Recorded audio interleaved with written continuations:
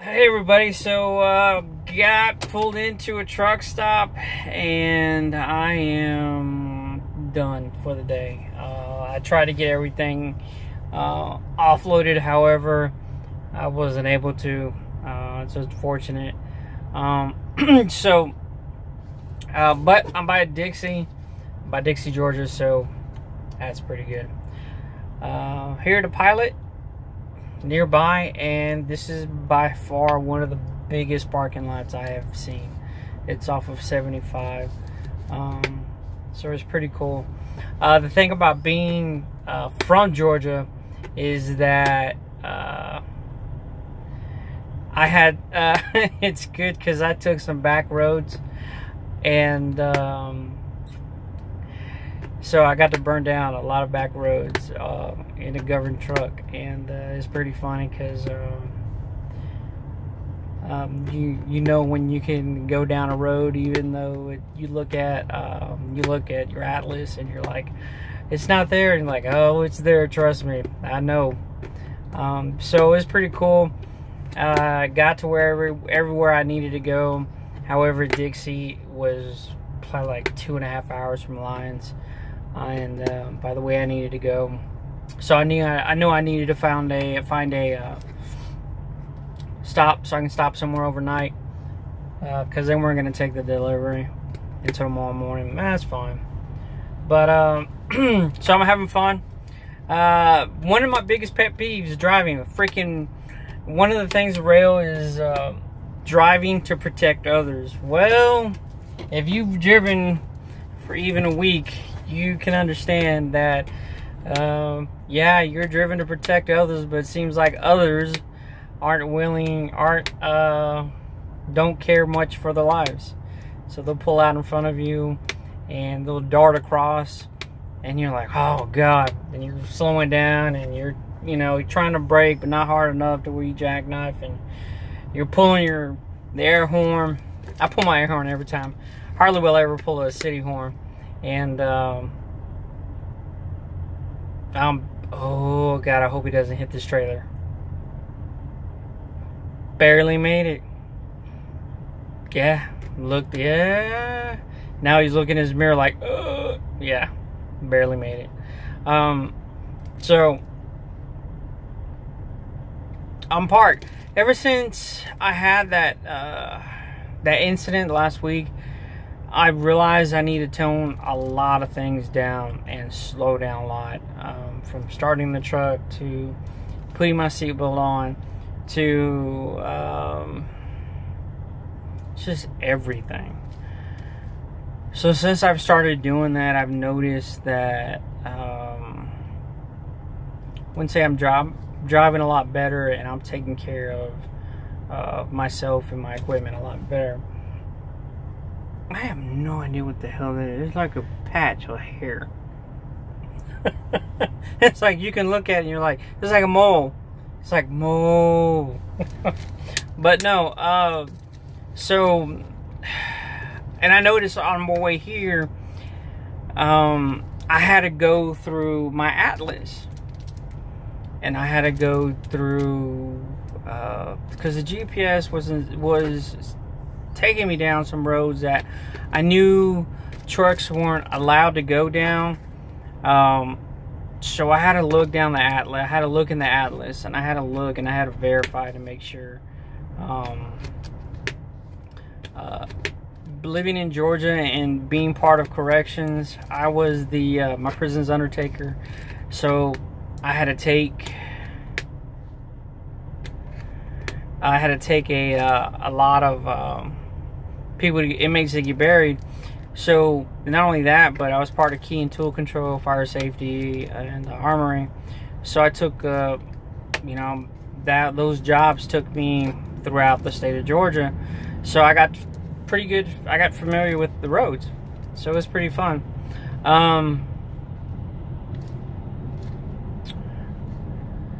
So I know some of the roads, and some I'm still familiarizing myself with. I'm gonna say a lot.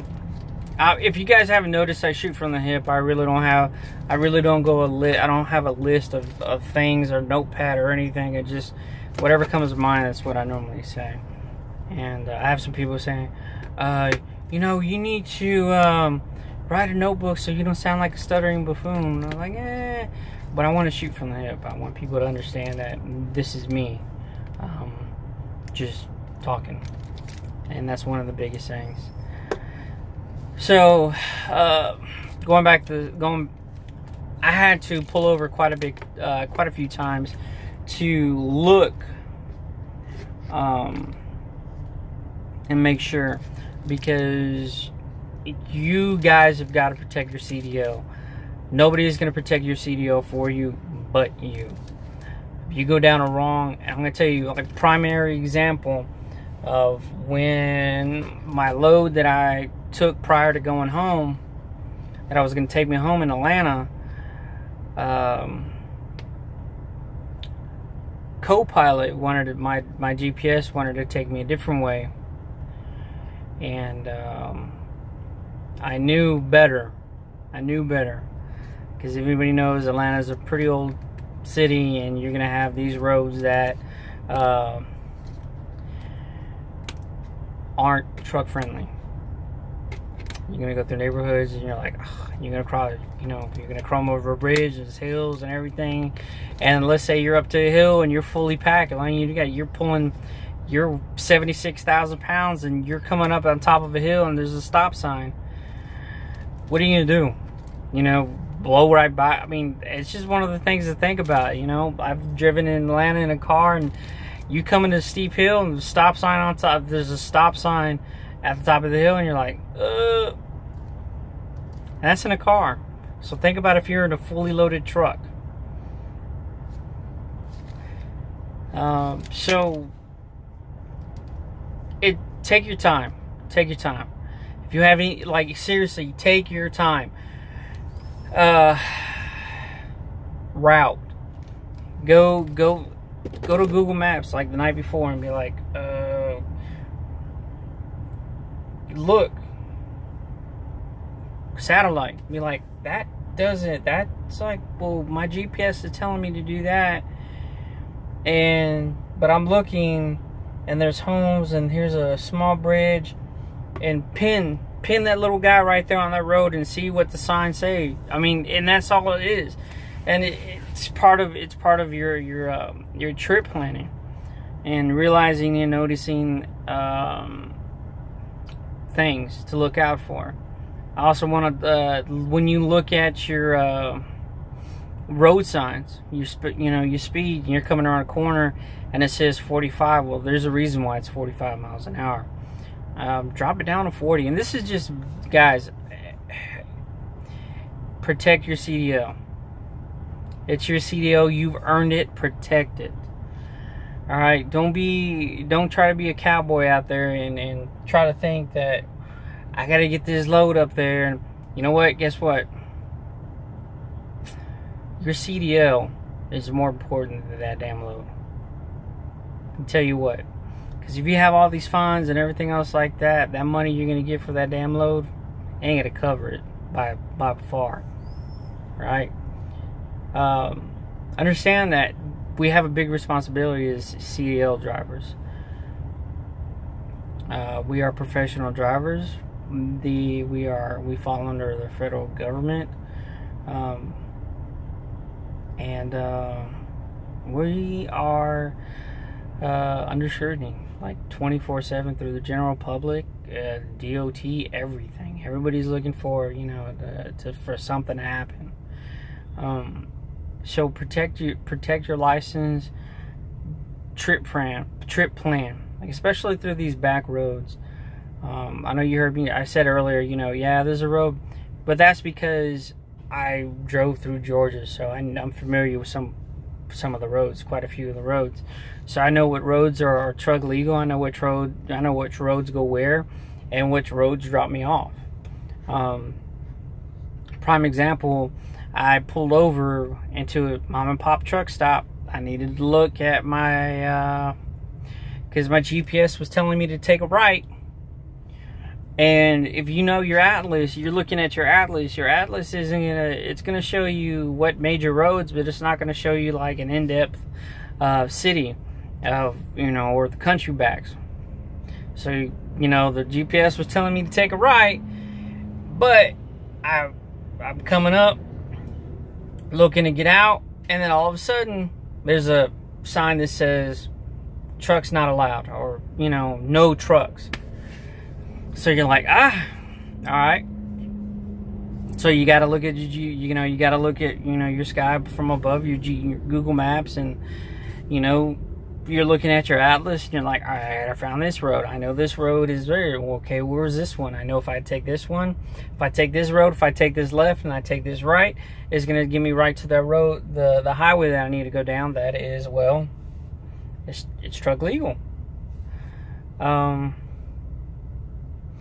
Don't try to get in a hurry, guys. Also, when you come to the stop sign or you're fixing a turn, don't tear through the gears like, it's a big truck, okay? It's not a Ferrari, it's not a Lambo. So you guys got to be very, very patient with your truck.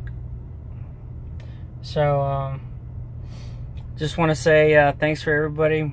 Like, subscribe, and hope you guys have a good time out there. I'm having a good time driving and listening to music and listening to podcasts. However, I'm not having a good time missing my family.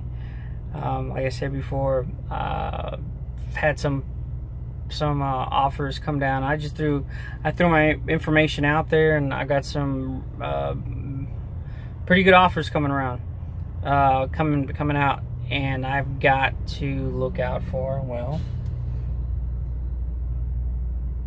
my family and me. So we'll see what happens. Leave it in God's hands and pray about it. But thanks a lot, guys. God bless. Take care. I'm about to cook some dinner on my skillet. I didn't even use it this morning. I woke up late. I know I woke up late, but I needed the rest. So goes back to. But anyway, I'll talk to you guys later. Thanks. Bye.